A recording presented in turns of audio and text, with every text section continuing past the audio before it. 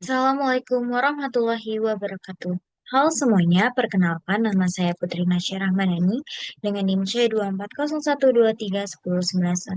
Pada kesempatan ini, aku akan mempresentasikan hasil kajian yang berjudul Effect of Pollution of Freshwater Aquatic Organism berdasarkan jurnal kaya Amoati dan Bawin 2019 yang diterbitkan di Environment Research.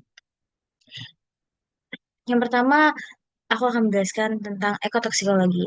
Apa sih itu ekotoksikologi? Ekotoksikologi merupakan cabang ilmu yang mempelajari bagaimana bahan pencemar atau zat toksik berinteraksi dengan organisme di lingkungan perairan. Konsep ini penting karena pencemaran air tawar saat ini semakin meningkat akibat aktivitas manusia seperti industri, pertanian, dan rumah tangga. Efek dari bahan pencemar ini dapat terjadi mulai dari tingkat sel hingga populasi yang pada akhirnya mengganggu keseimbangan ekosistem. Berdasarkan jurnal penelitian Amoati dan Bawin 2019, terdapat 5 jenis bahan pencemar utama yaitu eh, pertama, logam berat dan metaloid seperti Cu, Zn, As, Cd, dan Hg yang bersifat persisten atau bioakumulatif. Yang kedua, ada obat-obatan atau senyawa farmasi seperti fluoxetine, sertralin, dan antibiotik yang bersifat bioaktif dan sulit terurai. Yang ketiga, ada pestisida dan herbisida seperti klorpyrifos, atrazin, dan lain-lainnya yang bersifat lipofilik dan mengganggu sistem enzim organisme. Yang keempat ada mikroplastik dan nanopartikel yang berukuran sangat kecil, tidak dapat terurai dan mampu menyerap zat toksik lainnya. Dan terakhir ada limbah industri serta rumah sakit yang mengandung campuran bahan kimia dengan pH ekstrim dan konduktivitas yang tinggi. Semua bahan ini memiliki satu kesamaan, yaitu bersifat toksik, sukar terurai, dan dapat terakumulasi dalam tubuh organisme. Selanjutnya, pada gambar ini uh, menjelaskan bagaimana bahan pencemar dapat masuk ke dalam tubuh ikan atau organisme akuatik. Prosesnya dimulai dari pelepasan bahan pencemar seperti logam berat atau mikroplastik ke dalam perairan. Kemudian terjadi kontak langsung dengan organisme. Ada 3 jalur utama bahan pencemar, yaitu melalui insang, kulit, dan sistem pencernaan. Melalui insang, bahan yang terlarut dalam air berdifusi langsung ke dalam darah. Sedangkan melalui kulit, partikel halus menembus lapisan luar tubuh. Selanjutnya, melalui pencernaan, bahan masuk saat ikan memakan plankton atau organisme lain yang telah terkontaminasi. Setelah masuk, bahan toksik ini didistribusikan lewat sistem peredaran darah dan mengalami bioakumulasi pada organ seperti hati, otot, dan otak. Pada tahap berikutnya, bahan pencemar dari yang terakumulasi akan mulai menyerang sel.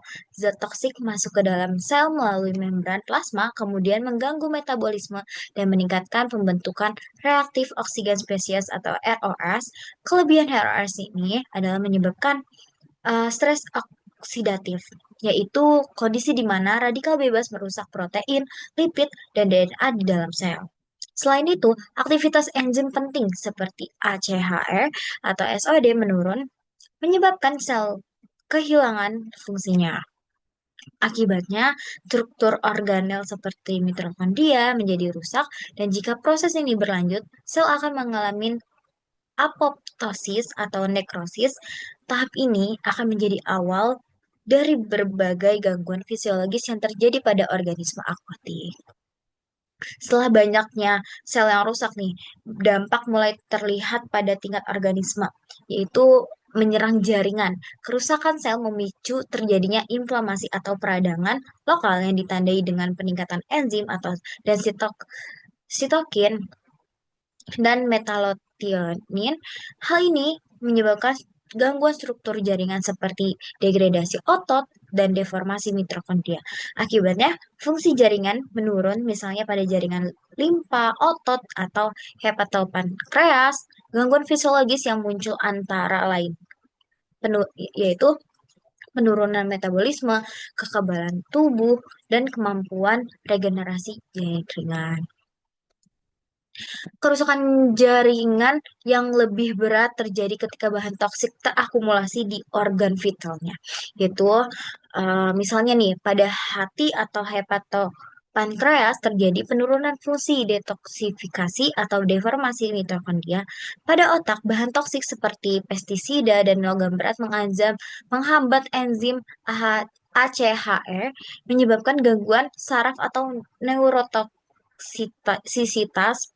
Sedangkan pada guana terjadi penurunan oogenesis dan fertilisasi sehingga mempengaruhi kemampuan reproduksi ikan. Jika kondisi ini terus berlangsung lama, stres oksidatif kronis menyebabkan kematian sel organ dan hilangnya fungsi organ tersebut. Hasil akhirnya akan muncul berbagai penyakit seperti gangguan saraf, gangguan reproduksi, serta gangguan metabolik dan imunologisnya. Nah, kesimpulannya, pencemaran perairan disebabkan oleh berbagai bahan kimia seperti logam berat, pestisida, obat-obatan, mikroplastik, dan limbah industri yang bersifat persisten, toksik, dan sukar terurai. Bahan pencemar masuk ke dalam saluran lalu terdistribusi ke seluruh tubuh, terakumulasi pada organ vital seperti hati, otak, dan gonal. Selain berdampak pada individu, pencemaran juga berpengaruh terhadap ekosistem perairan secara keseluruhan. Populasi dan biota air dapat menurun, keanekaragaman hayati berkurang, dan keseimbangan rantai makanan terganggu. Efek jangka panjang itu produktivitas perairan juga menurun, kualitas airnya menjadi tidak layak untuk kebutuhan manusia maupun makhluk hidup lainnya.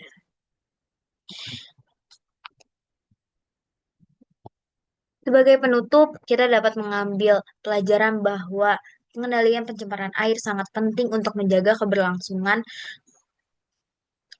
ekosistem. Diperlukan pengelolaan limbah yang baik, pengawasan terhadap penggunaan bahan kimia, serta kesadaran bersama untuk menjaga kebersihan lingkungan. Dengan demikian, keseimbangan ekosistem air tawar dapat tetap terjaga dan kehidupan biota akuatik dapat berlangsung dengan sehat. Terima kasih atas perhatiannya, teman-teman semua, dan wassalamualaikum warahmatullahi wabarakatuh.